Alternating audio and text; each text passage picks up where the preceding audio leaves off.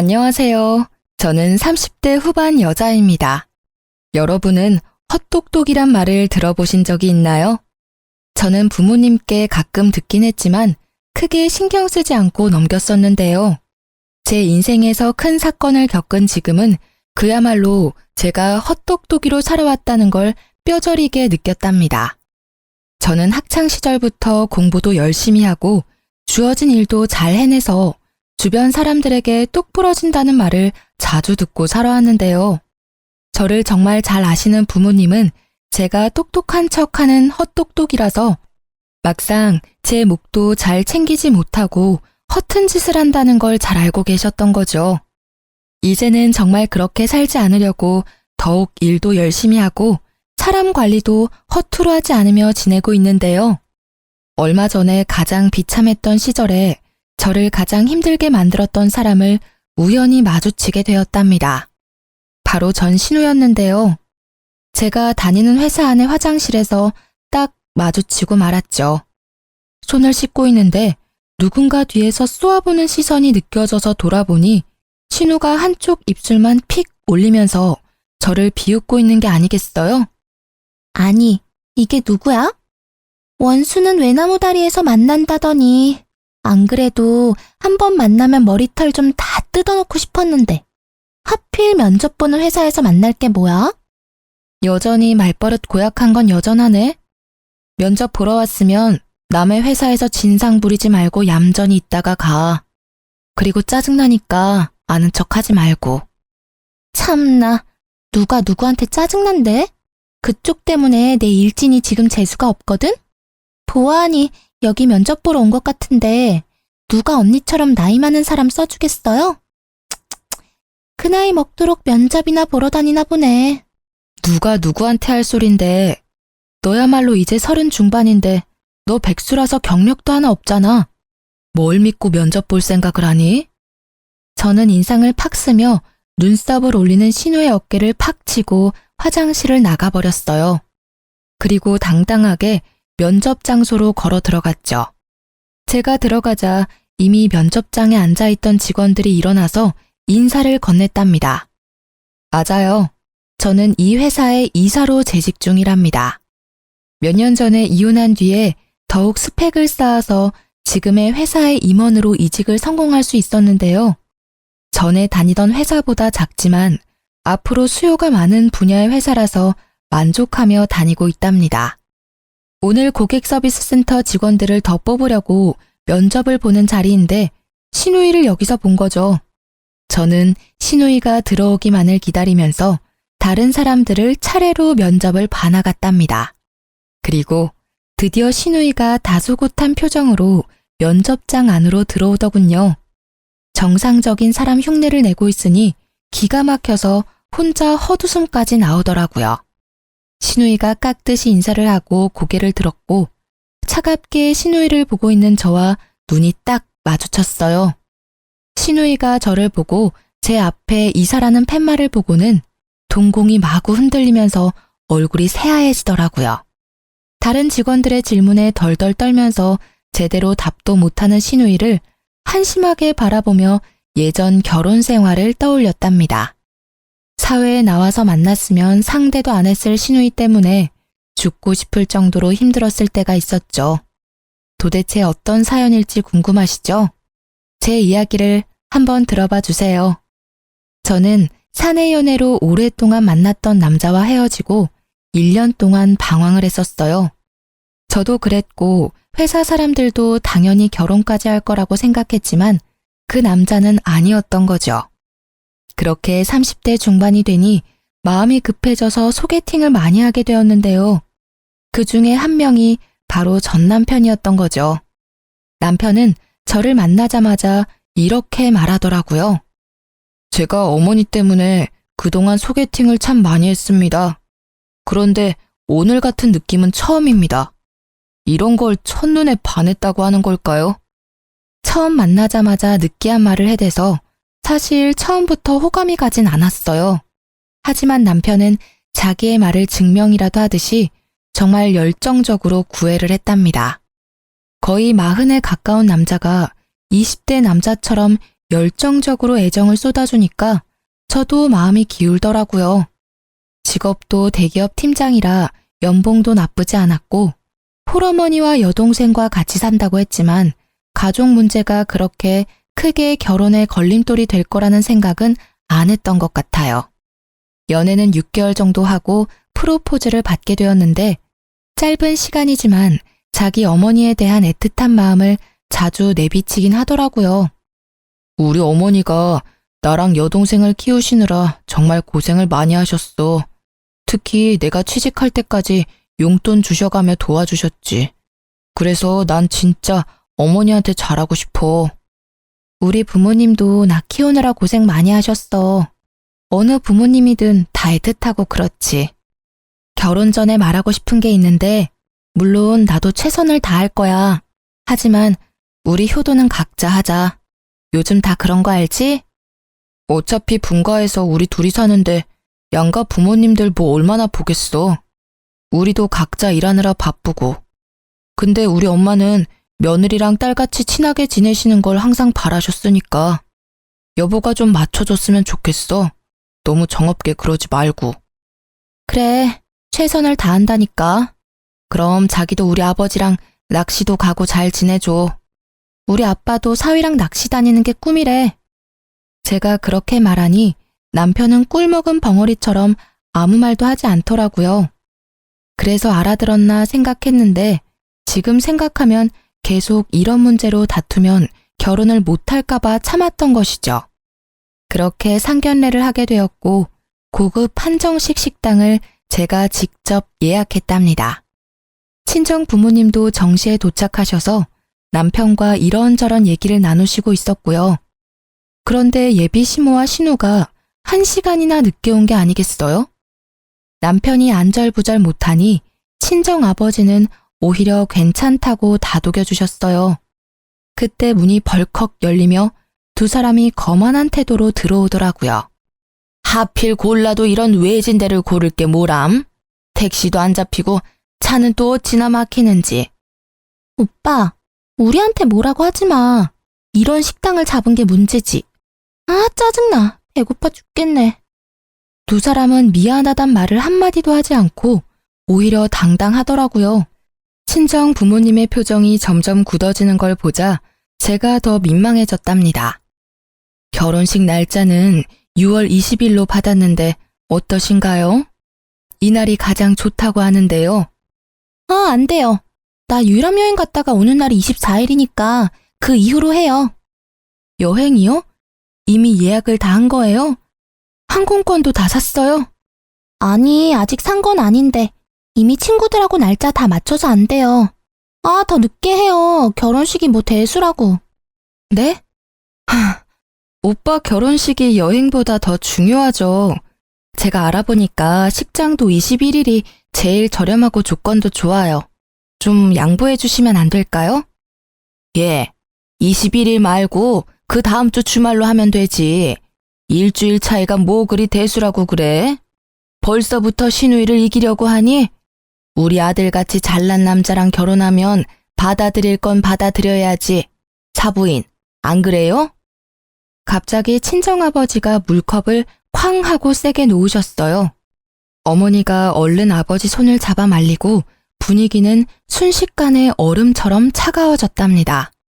화가 난 아버지를 보고 시모가 그제야 말을 아끼더라고요. 결국 결혼식 날짜는 다시 잡아보기로 하고 그 비싼 밥도 먹는 둥 마는 둥 한 채로 상견례가 마무리되었죠. 집으로 돌아오는 내내 친정 부모님은 아무 말씀도 없으시더라고요. 시모와 신우의 얼굴을 떠올리니 저도 마음이 심란해져서 결혼하는 게 잘하는 일인지 헷갈렸죠.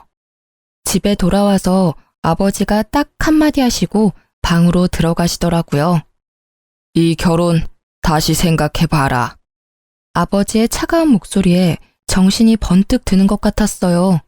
그래서 며칠간 고심 끝에 남편에게 결혼을 다시 생각해보자고 말했답니다. 그랬더니 매일 저녁마다 집으로 찾아와 친정 부모님 앞에서 죄송하다고 비는 게 아니겠어요. 제 앞에서도 눈물을 흘리면서 애원을 하고 일주일 정도를 매일 와서 아버지를 설득하더라고요. 결국 아버지도 결혼을 허락해 주셨고 남편이 결혼식이며 신혼여행까지 책임을 지고 진행시키더라고요. 제가 신경 쓰지 않도록 세세한 부분까지 신경 써가며 결혼식을 준비하는 걸 보니 이 남자를 믿고 살아가 봐도 좋겠다는 생각이 들었죠. 그렇게 여름에 신부가 되어 결혼식을 치르는 날이 다가왔답니다. 신부 대기실에서 친구들과 사진 찍으며 얘기를 나누고 있는데 문이 벌컥 열리더라고요. 문소리만 듣고도 본능적으로 신우이라는 걸 알겠더라고요. 신우를 본 친구들이 경악을 하며 저를 바라봤어요. 그래서 저도 신우를 쳐다봤는데 세상에 하얀 원피스를 입고 왔더라고요. 거기다 빨간 구두를 신고 화장도 세상 촌스럽게 하고 와서 누가 보면 결혼식 파토 내려고 온 여자인 줄 알겠더라고요. 아가씨, 왜 한복을 안 입고 원피스를 입었어요? 근데 원피스 색이 좀... 색이 왜요? 이거 베이지색이에요. 내가 살 때도 흰색 아닌 거 확인하고 산 거예요. 나도 예의는 있어요. 그리고 이거 명품이라고요. 소리를 삑 지르고 제 옆에 앉아서 사진을 찍기 시작하는데 진짜 미쳐버리겠더라고요. 친구들도 기가 막혀서 입을 떡 벌리고 있고 다른 사람들은 신우의 옷을 보고 다 수군수군 됐죠. 그렇게 결혼식이 시작되고 정신이 하나도 없이 버진로드를 걷고 여차저차 결혼식이 마무리가 되었어요. 사진 찍는 순서가 되고 신우가 제 옆에 딱 서자 그제야 정신이 번쩍 들더라고요. 다행히도 제 가방순이 친구가 신우의 옆을 파고들어 제 옆에 서주더라고요. 덕분에 하얀 옷 옆에 하얀 옷이 되는 참사는 피할 수 있었답니다. 그렇게 정신없이 사진을 찍고 부케도 던지고 마무리가 되었어요. 그때 갑자기 시모가 앞으로 떡하니 나와 사진사를 부르는 게 아니겠어요? 이제 다 찍은 거죠? 그럼 나 좀 찍어줘요. 여기 배경도 멋있고 좋네. 아, 얼른요. 사진사가 영문을 몰라 쳐다보니 시모가 얼른 의자를 하나 가져와서 가운데에 딱 놓고 앉더라고요. 자자, 얼른 찍어줘 봐요. 오늘처럼 이렇게 화장하고 한복 곱게 입었을 때 독사진 좀 찍어두려고 그래요. 저는 너무 황당하고 하객들 보기에도 부끄러워서 남편을 푹 찔렀어요. 지금 어머니 뭐 하시는 거야? 왜 갑자기 사진을 찍으신다는 거야? 좀 말려봐. 아니, 오늘 예쁘게 하고 오셨다고 나중에 쓰실 영정사진 좀 찍으신대. 뭐? 지금 뭘 찍는다고? 제정신이야? 자기도 알고 있었어? 남편은 어깨를 으쓱하더니 뭐가 대수라는 듯이 오히려 놀라는 저를 이상하게 바라보기까지 하더라고요. 사돈도 오늘 한복 곱게 입으신 김에 한 장 찍어둬요. 이게 다 돈 버는 거니까. 결국 친정 부모님은 얼굴이 굳으셔서 자리를 피해버리셨어요. 그 와중에 시모 머리까지 매만져주며 사진 각도까지 체크하는 신우 모습에 남아있던 하객들이 웃기까지 했답니다. 저는 너무 부끄러워서 쥐구멍이라도 들어가고 싶을 정도였죠. 결국 시모는 영정사진을 찍었고 저는 결혼사진 앨범 선택할 때 시모 사진도 비싼 돈을 주고 사야만 했답니다. 그 장면이 너무 충격적이라 지금도 결혼식은 하나도 기억이 안 나고 떡하니 의자 놓고 앉던 시모 모습이 제일 먼저 떠오를 정도니까요. 신혼집은 시댁과 차로 10분 거리에 있었어요. 남편이 시댁이 있는 동네가 좋다면서 직접 전세 자금까지 다 내면서까지 마련한 아파트였기 때문에 어쩔 수 없이 가까이서 살게 된 거죠. 신혼여행 다녀오고 그 다음 주 주말부터 시모가 남편에게 전화를 해서 집에 오라고 난리를 부리더라고요. 엄마가 나랑 떨어져 살게 되니까 적응이 안 돼서 너무 울적하시대. 토요일마다 집에 와서 같이 밥 먹자는데 가면 안 될까? 매주 토요일마다 가자고? 그건 좀 너무하지 않아? 나도 쉴 시간은 있어야지. 그럼 일요일은 우리 집에 매주 갈 수 있어? 아니잖아. 지금은 초반이니까 좀 맞춰드리고 점점 안 가면 되지. 너무 깐깐하게 굴지 말고. 일단 이번 주는 가는 거다. 알았지? 그렇게 토요일에 시댁에 가게 되었는데요. 진짜 너무 가기 싫었지만 신혼이니 좋은 게 좋은 거란 심정으로 따라 나섰죠. 저녁 5시쯤 도착해서 나가서 외식을 하던지 배달을 시켜 먹으려고 생각을 하고 있었는데요. 시댁에 딱 들어가니 시모가 제 인사도 받지 않고 고갯짓으로 주방을 가리키는 게 아니겠어요? 황당했지만 주방으로 들어가 봤는데 싱크대 가득 장봐온 채소며 고기들이 쌓여 있더라고요. 어느새 제 옆으로 다가온 시모가 말했어요. 어디 이제 시집을 왔으니 솜씨 좀 보자. 오늘은 간단하게 갈비찜이랑 잡채 좀 해봐라. 내가 너 힘들까봐 장까지 미리 다 봐뒀다. 이런 시어머니가 어딨니? 전 요리 잘 안 해봐서 갈비찜 같은 건 못해요. 나가서 외식하면 안 될까요? 너는 나이가 몇인데 음식도 못하는 게 말이 되니? 앞으로 명절이며 제사며 어떻게 하려고 그래? 너는 이 집안의 큰 며느리야. 얘가 아주 정신을 빼놓고 살았네. 니네 엄마는 여지껏 뭘 가르친 거야? 그리고 못하는 게 어딨어? 지금부터 배워. 요즘 인터넷 보면 만드는 법 다 나와 있잖아. 보면서 해봐. 시모는 저만 남겨두고 거실로 가버렸죠. 황당해서 남편을 좀 부르려고 했는데 셋이 예능 프로를 보며 아주 배꼽을 잡고 웃고 있더라고요. 진짜 어이가 없어서 남편과 눈 좀 마주치려고 계속 애쓰고 있는데 시모가 저를 매서운 눈으로 째려보면서 얼른 하라는 식으로 또 고갯짓을 했죠. 저는 하는 수 없이 갈비찜 만드는 법을 검색해서 따라해보기 시작했어요. 처음 만드는 거니까 시간도 오래 걸리고 정신도 없고 미치겠더라고요.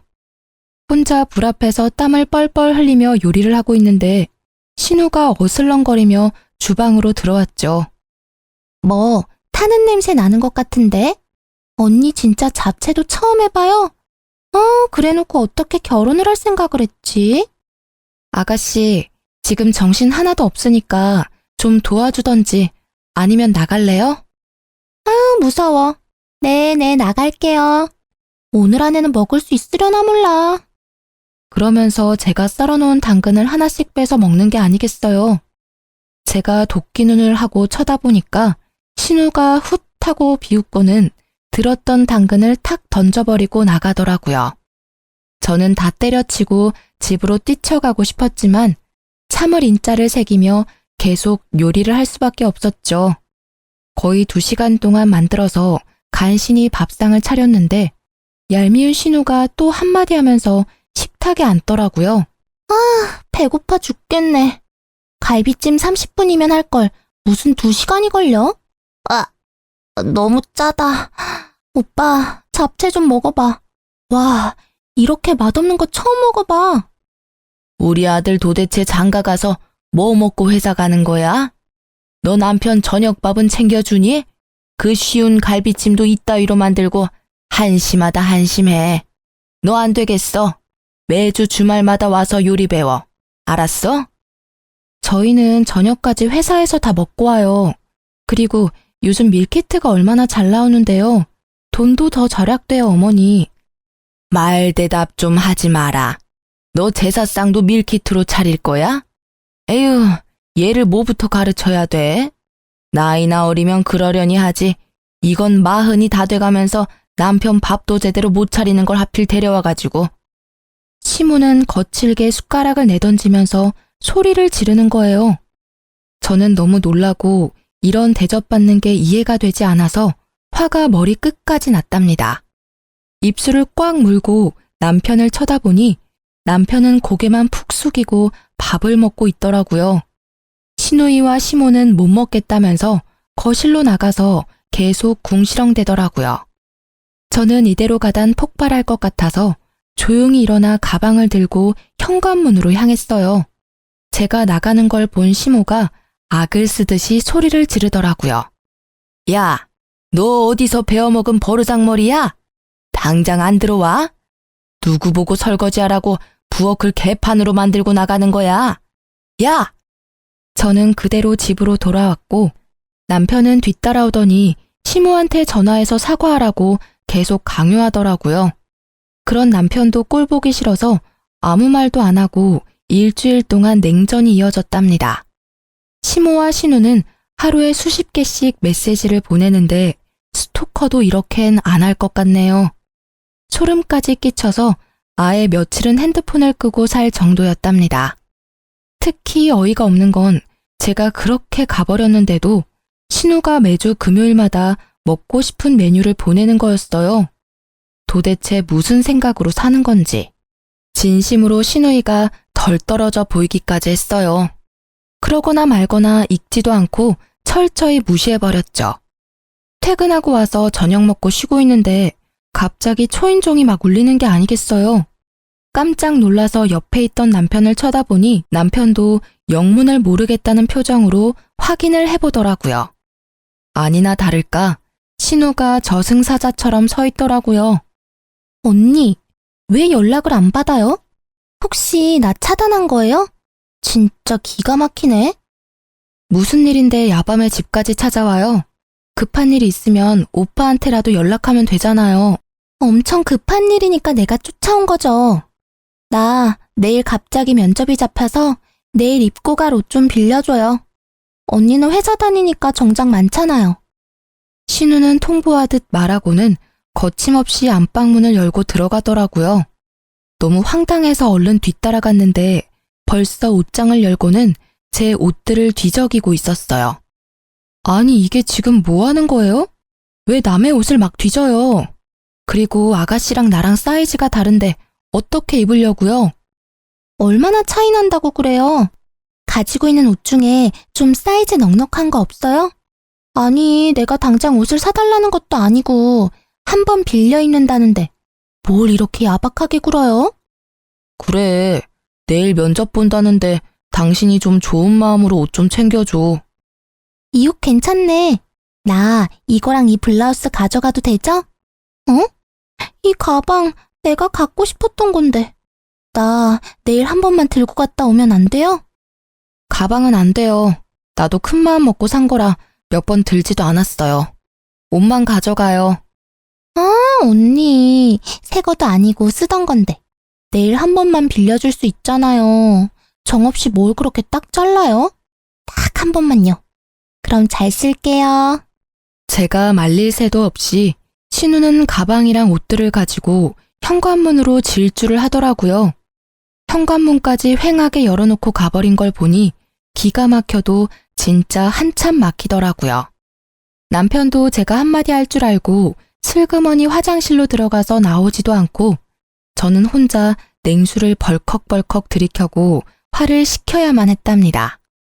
하루만 입고 돌려준다더니 옷과 가방을 가져간 지 벌써 한 달이 흐르고 있었어요. 저는 남편을 앞세워서 시댁으로 찾아가 봤죠.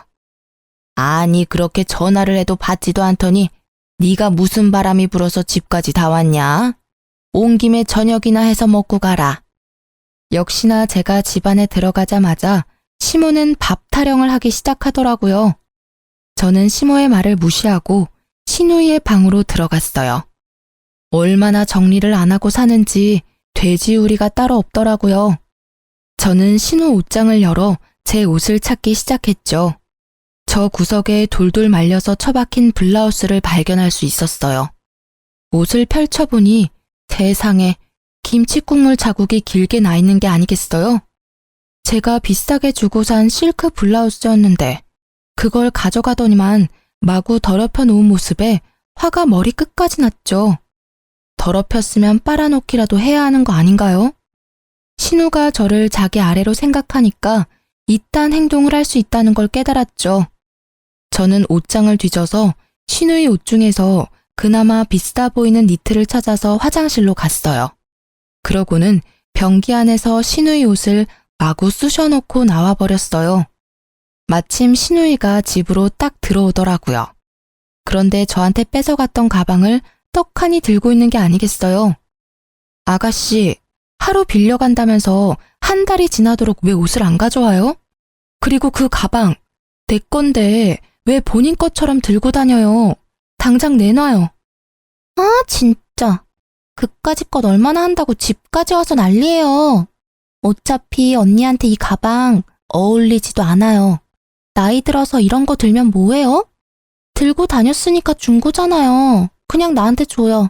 사달라는 것도 아니고. 이거 봐요. 옷에도 김치국물 잔뜩 흘려놓고. 아가씨는 기본 예의가 없네요. 당장 가방 내놔요. 저는 신우이 손에서 억지로 가방을 뺏어서 현관으로 가버렸어요. 그때 시모가 달려와서 제 팔을 잡고 저를 휙 돌려 세우더라고요. 야, 이게 보자 하니까 우리 귀한 딸한테 뭐 하는 짓이야? 새언니가 돼가지고 신우이가 면접 본다면 정장 한 벌 쫙 사줄 생각을 해야지. 큰며느리 그릇이 간장종지만한데 집안 잘 돌아가겠다. 어머니, 저도 우리 집에선 귀한 딸이에요. 그리고 생판 모르는 사람한테 숟가락 하나를 빌려도 깨끗하게 닦아서 돌려주는 게 당연한 건데 아가씨 하는 짓 좀 보세요. 그때 신우이가 악하고 소리를 지르는 소리가 들리더니 변기물이 뚝뚝 떨어지는 니트를 들고 제 앞으로 달려들더라고요. 이거 언니가 이랬어요? 진짜 미친 거 아니야? 이게 얼마짜린데? 더군다나 니트를 변기에 쳐박아?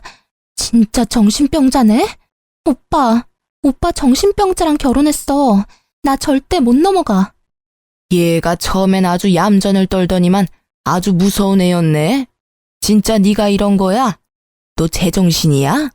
당장 우리 딸한테 사과하고 당장 똑같은 거 사와.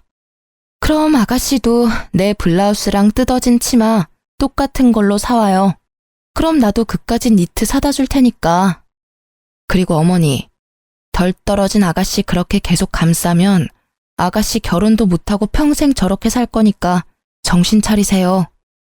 저는 할 말을 잃고 어버버하는 시모를 뒤로 하고 남편을 쳐다보지도 않고 집으로 돌아와 버렸답니다.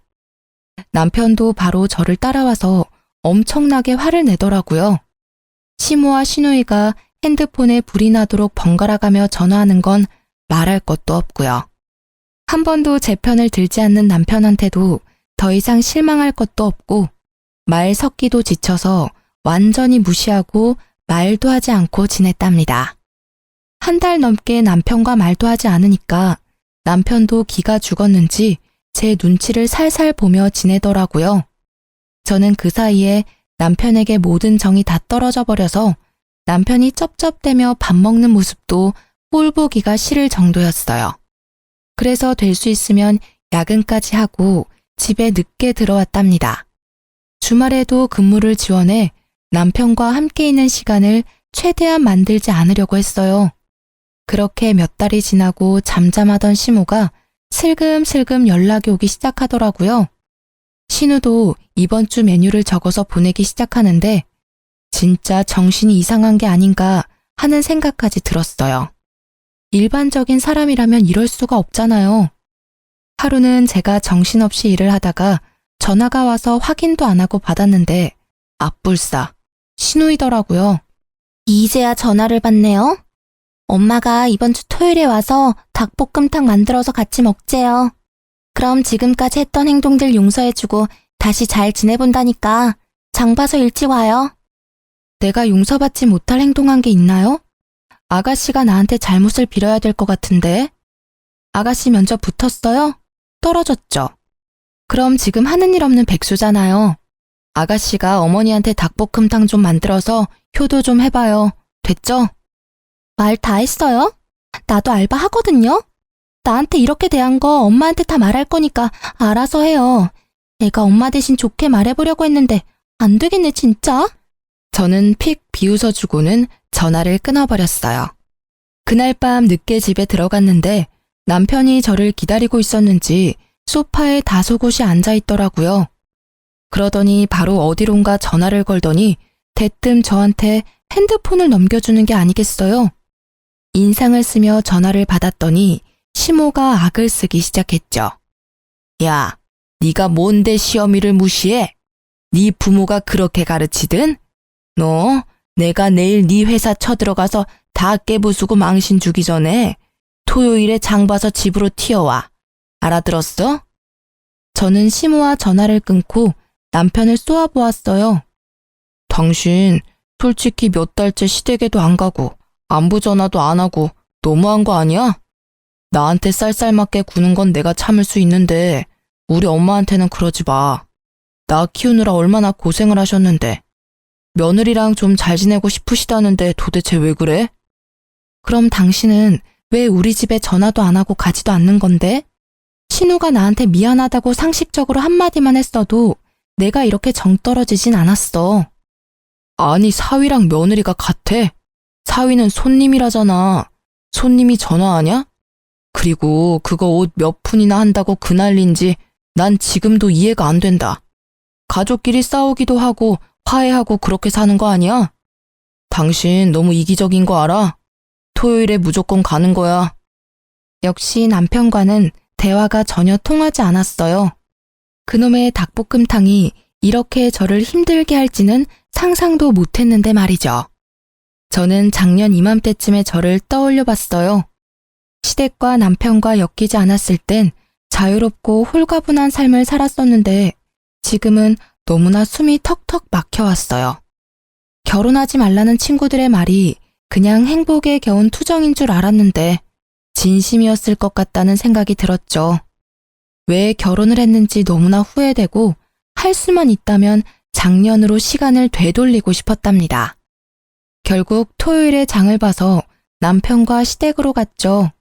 집 안으로 들어가 보니 시모와 신우는 저를 아는 척도 안 하고 텔레비전을 보고 낄낄대고 있더라고요. 저도 말 섞기 싫어서 바로 주방으로 들어가서 재료를 손질하기 시작했어요. 닭을 데치고 있는데 시모가 어느새 쓱 들어와서 제가 하는 걸 보고 있더라고요. 닭볶음탕 해보긴 했니? 닭 냄새 안 나게 잘해라. 네 남편이 얼마나 냄새에 민감한 줄 아니? 전 시모 말에 대꾸도 안 하고 요리를 해나갔어요. 시모가 머쓱해졌는지 알아서 주방을 나가더라고요. 그렇게 닭볶음탕이 완성되었고 저는 식탁에 한 상 차려놓았죠. 와, 냄새 좋은데? 맛있어 보이네. 처음인데도 그럴듯한데? 먹어봐야 아는 거지. 아니 하면 이렇게 잘하면서 왜 그렇게 튕겨? 세 사람 다 숟가락을 들고 먹기 시작했죠. 저는 가만히 앉아서 바라보기만 했답니다. 이게 뭐야? 토할 것 같아. 왜? 얘, 이게 뭐니? 아우 짜! 소금을 들이부었어? 어머, 그렇게 짜요? 제가 처음 해봐서 맛을 잘 모르겠더라고요. 먹어봐도 계속 싱거워서 소금을 좀 더 넣었는데. 먹어보니 좀 짜긴 하네요. 어떡하죠? 시모가 열이 받았는지 숟가락을 집어 던지더라고요. 신우는 화장실에 가서 토를 하는지 입을 씻어내는지 한참을 나오지 않았죠. 당신 이게 뭐 하는 짓이야? 진짜 실수한 거 맞아? 이렇게 소금 범벅을 해놓고 어떻게 남편 먹으라고 내놓을 수가 있어? 너 딱 봐도 일부러 그랬지? 이거 진짜 못 쓰겠네. 주방도 아주 개판으로 만들어 놓고. 너 당장 싹 정리하고 집 청소까지 다 해놓고 있어. 너는 밥 먹을 자격도 없어. 우리는 나가서 밥 먹고 올 테니까 그때까지 기다리고 있어. 난 이번 일 절대 그냥 못 넘어가. 이건 우리 집을 무시하는 거야. 저는 아무 대꾸도 하지 않고 소금 범벅 닭볶음탕을 바라보고 있었죠. 세 사람은 기가 막히다고 한참을 열을 내더니 밖으로 나가더라고요. 저는 주방을 더 엉망으로 만들어 놓고 닭볶음탕이 담긴 냄비를 가지고 친정으로 향했어요. 사실 덜어놓은 한 접시에만 소금을 쏟아부었고 나머지는 정상적인 닭볶음탕이었거든요. 제가 갑자기 찾아오자 친정 부모님은 놀라신 눈치였지만 제가 만든 닭볶음탕을 드시면서 맛있다고 행복하게 드시더라고요. 저도 그런 부모님의 모습을 보며 그동안 부모님을 위해 요리 한번 제대로 해본 적이 없다는 걸 깨닫고 제 자신을 돌아보게 되었죠. 부모님과 식사를 마치고 수다를 떨면서 오랜만에 평화로운 시간을 보내고 있는데 아니나 다를까 핸드폰에서 불이 나도록 연락이 오기 시작했어요. 30분 정도 지났을까? 친정집 현관문을 누가 미친 듯이 두드리기 시작했답니다. 놀라신 부모님이 현관문을 열자 남편이 씩씩대며 서 있더라고요. 아니, 자네, 이게 무슨 일인가? 왜 이렇게 문을 부수듯이 두드려? 제 차 여기 있죠? 아무리 전화를 해도 받아야 말이죠. 야, 당장 나와. 야라니? 자네 왜 이렇게 흥분을 했나? 도대체 무슨 일인가? 저게 우리 집 주방을 개판으로 만들고 일부러 소금을 들이부어서 제 동생은 죽을 뻔했다고요. 아니, 시댁을 얼마나 무시하면 그딴 짓을 합니까? 저 절대 못 넘어갑니다. 오늘 아주 버릇을 단단히 고쳐놔야지. 야, 당장 나와. 누가 들으면 내가 음식에 독이라도 탔는 줄 알겠네. 당신이야말로 우리 집에 와서 이게 무슨 행패야? 우리 집은 우스워 보여? 이게 아직도 말대답이야? 하늘 같은 남편을 이따위로 취급해? 당장 따라 나와. 남편이 제 손목을 세게 비틀어서 잡아 끌기 시작했어요. 화가 난 아버지가 남편을 팍 밀쳐버렸죠. 자네야말로 장인 장모를 얼마나 무시하면 내 앞에서 내 딸 손모가지를 비트나? 여지껏 우리 딸 이렇게 대한 거야? 당장 꺼지게. 당장! 친정아버지가 문을 못 닫도록 막아대는 남편을 다시 한번 세게 밀어서 넘어뜨리고는 현관문을 닫아버렸답니다. 남편은 한참을 쿵쿵 발로 현관문을 차다가 돌아갔죠. 너 여지껏 이런 취급을 받았어? 네가 저놈보다 뭐가 부족해서? 당장 이혼해라. 하나 보면 열을 한다고 더 볼 것도 없다. 아버지의 말을 듣고 저도 정신이 바짝 차려지면서 이혼을 해야겠다는 결심이 굳어졌어요. 그렇게 당장 남편에게 이혼을 통보했고 남편은 절대 안 된다며 집으로 들어오라고 했어요.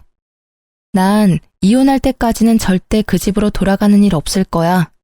내가 그 집에 가는 날은 내 짐을 빼오는 날뿐이야. 오늘 당신 회사로도 이혼 서류 보냈으니까 당장 도장 찍어서 보내. 내가 바람을 폈냐? 너를 패기라도 했냐? 내가 이혼 안 하겠다는데 네가 무슨 수로 이혼을 할 건데? 어디 한번 계속 개겨봐. 누가 이기나 보자. 저는 닭볶음탕을 만들러 간 날에 시모와 남편이 한 대화를 모두 녹음했었고 남편이 친정에 와서 소란을 피운 것도 모두 녹음을 해놓았었거든요. 일부분을 남편에게 보내자 남편이 일단 이혼 서류 들고 만나자고 태도를 바꾸더라고요. 그래서 약속 장소로 나가서 남편을 기다렸답니다. 문 쪽이 소란스러워 뒤돌아보니 시모와 시누이와 남편이 같이 몰려 들어오더라고요. 시모는 저를 보자마자 제 따귀를 마구 때리기 시작했어요. 저는 너무 놀라서 대응도 못하고 몸이 굳어버렸죠. 누구 마음대로 이혼이야? 너는 내가 오늘 버르장머리를 확실히 고쳐놓을 거야. 니까짓 게 뭔데 우리 집안을 무시하고 쑥대밭으로 만들어? 그것도 모자라서 우리 아들을 이혼남 만들겠다고? 이게? 지금 저 때린 거 후회하실 텐데요. 누군 이혼녀 되고 싶어서 되나요? 제 인생도 그쪽 때문에 아주 더럽게 꼬였네요. 보자 하니까 우리 엄마한테 뭔 말버릇이야? 이번엔 신우가 달려들어 제 머리채를 잡고 흔들기 시작했어요. 제가 신우의 팔목을 마구 핥히어대자 시모가 제 팔을 붙들지 뭐해요. 제가 무차별적으로 당하고 있는데 남편은 그 모습을 보고만 있더라고요. 여기요, 경찰 좀 불러주세요. 사장님! 제가 소리치자 시모가 제 입을 틀어막기까지 하더라고요. 경찰이 올까봐 무서웠는지 저를 끌고 밖으로 나가려고 하길래 안간 힘을 써서 주저앉아 버티기 시작했답니다. 사람들이 신고를 했는지 다행히도 금방 경찰이 출동했고 다 같이 경찰서로 향했어요. 제 인생 처음으로 경찰서에 와서 조사도 받고 결혼하고 참 별일을 다 겪는다 싶었죠. 저는 경찰에게 폭행죄와 협박죄로 세 사람 모두 고발하겠다고 하고 진술서를 적기 시작했고 그 모습을 보던 세 사람이 펄쩍 뛰었죠. 아니, 가족끼리 좀 다툰 거 가지고 무슨 협박죄? 형사님, 얘 좀 보세요. 말도 안 되는 소리를 하고 있네 진짜. 혜언니가 좀 정신이 이상해서 우리가 좀 주의를 준 거예요. 그리고 뭐 증거 있어요? 우리가 때린 증거 있냐고요. 참나, 증거는 차고 넘치네요. 목격자도 많고 카페에는 CCTV도 있습니다. 일단 고소 진행한다니 조사 들어가면 알게 되겠죠. 경찰 말을 듣고는 시모가 갑자기 제 손을 덥석 잡고 비굴하게 미소를 짓더라고요. 아유, 예. 내가 너무 화가 나서 정신이 어떻게 됐었나 보다. 정말 미안하다. 우리 서로 간에 이해하고 용서하고 다시 잘 지내보자. 우리 가족 아니니? 저를 정말 가족으로 생각하셨으면 그렇게 개 패듯이 패진 않았겠죠. 아니죠. 키우던 개도 그렇게는 안 때리겠어요. 저는 절대 합의도 고소 취하도 안 할 거니까 법대로 해요. 형사님, 계속 진행해주세요. 남편이 점점 일이 심각하게 돌아가는 걸 느꼈는지 저에게 조용히 말하더라고요. 고소 취하하면 이혼해 줄게. 원하면 지금 당장 도장 찍어줄게. 저는 바로 가방에서 이혼 서류를 꺼내서 남편에게 내밀었어요. 남편은 바로 도장을 찍어 건네줬죠. 일단 고소를 나중으로 미루고 이혼 서류부터 접수했고 시댁에게 폭력을 당했다는 증거가 있어서 좀 더 빠르게 판결을 받을 수 있었어요. 그렇게 1년이 채 넘지 않은 결혼 생활의 종지부를 찍게 되었답니다. 이혼 확정 신고한 바로 다음 날 저는 다시 해당 경찰서에 찾아가 고소를 진행했고 몇 달이 지나 시모와 시누이에게 폭행죄로 벌금이 선고되었다는 걸 통보받을 수 있었어요. 그리고 바로 남편과 시모에게 계속 연락이 왔고 제가 받지 않자 온갖 욕을 해대며 음성 메시지를 잔뜩 남겨놓았더라고요. 전 상대하기도 싫어서 바로 핸드폰 번호도 바꾸어버리고 남편과 시댁 자체를 머릿속에서 지워버리려고 온갖 노력을 했어요. 1년의 결혼과 이혼 과정은 제 인생에서 철저히 도려내고 싶은 부분이라 오히려 질질 끌지 않고 빨리 해결해서 감사할 뿐이었죠. 그렇게 5년의 시간이 흐르고 저는 연애도 하지 않고 오로지 일에만 몰두했답니다. 그러다가 헤드헌터에게서 현재 회사의 임원 자리로 스카웃 제의를 받아 이직을 하게 되었고 혼자여도 만족스러운 삶을 살아가고 있었죠. 그러다가 면접 자리에서 전 시누이를 딱 맞닥뜨리게 되니 예전 생각이 나서 기분이 너무 안 좋더라고요. 면접 내내 제 눈치만 보며 말도 제대로 못한 시누이는 쫓기듯이 면접장을 나가버렸어요. 그렇게 마무리가 되었나 싶었는데 복도에서 저를 기다리고 있더라고요. 제가 무시하고 지나가자 거칠게 제 손목을 낚아채는 거 있죠? 저는 시누이의 손을 탁 쳐내고 날카롭게 쏘아붙였어요. 이게 지금 예의 없게 무슨 짓이죠? 우리 집은 개떡같이 만들어놓고 혼자 아주 잘 나가고 계셨네? 너랑 이혼하고 우리 오빤 회사에서 잘려서 지금까지 백수야. 생활비가 없어서 우리 엄마가 청소 일하러 다니다가 허리 다쳐서 지금 요양병원에 있어. 다 너 때문이야. 어떻게 책임질래? 네 오빠가 잘려서 다시 직장 못 구하는 게 왜 내 탓이니? 무능력한 네 오빠 탓이지. 그럼 네가 정신 차리고 고깃집 불판이라도 닦아서 돈을 벌어야지. 너 지금까지 백수지? 뭐? 너 지금 말 다 했어? 너 때문에 빨간 줄 생겨서 취직도 못하는 거잖아. 네가 책임져. 그러니까 나 여기 합격시켜. 너 이사라며. 신우가 큰 소리를 내는 게 들렸는지 대표님이 이쪽으로 걸어오는 게 보였어요. 김 이사님, 무슨 일 있나요? 괜찮아요? 아닙니다. 아무 일 없습니다. 대표님, 오늘 면접 지원자인데 끝나고 뭘 좀 물어보셔서요. 신우의 눈에도 대표님이 젊은 훈남으로 보이는지 갑자기 얼굴을 붉히며 다소곳해지더라고요. 그 모습이 어이가 없어서 헛웃음이 났죠. 저는 주위를 둘러보고 아무도 없다는 걸 확인하고는 슬쩍 대표님의 팔짱을 꼈답니다. 대표님이 놀라서 저를 바라보다가 저와 눈이 마주치고 흐뭇하게 미소를 지었어요. 그 모습을 보고 신우이의 입이 떡 벌어진 채 굳어 있더라고요. 비밀로 하자더니 소문이라도 나면 어쩌려고 그래요? 나야 좋지만. 사실 저는 대표님과 1년 넘게 사내 연애 중이었답니다. 저보다 4살이 많은데 일만 하느라 여지껏 연애도 많이 해보지 않았던 대표님과 매일 야근하며 붙어 있다 보니 이성적인 감정이 싹 트더라고요. 슬슬 결혼 얘기가 나오고 있어서 곧 회사에도 알릴 예정이긴 했지만 신우의 부끄러워하는 얼굴을 보니 일부러 보여주고 싶었달까요? 합격자는 내가 결정하는 게 아니라 서류 전형과 면접 점수를 합산해서 공정하게 선발할 예정입니다. 합격자 발표까지 기다리세요. 입술을 씹으며 저를 노려보는 신우이를 뒤로하고 대표님과 함께 사무실로 돌아갔죠. 당연히 합격하지 못했고요. 다시는 마주치고 싶지 않을 뿐입니다. 전 매일을 바쁘게 일하며 지내고 있고 대표님의 프로포즈를 받아 곧 결혼식을 올릴 예정이랍니다.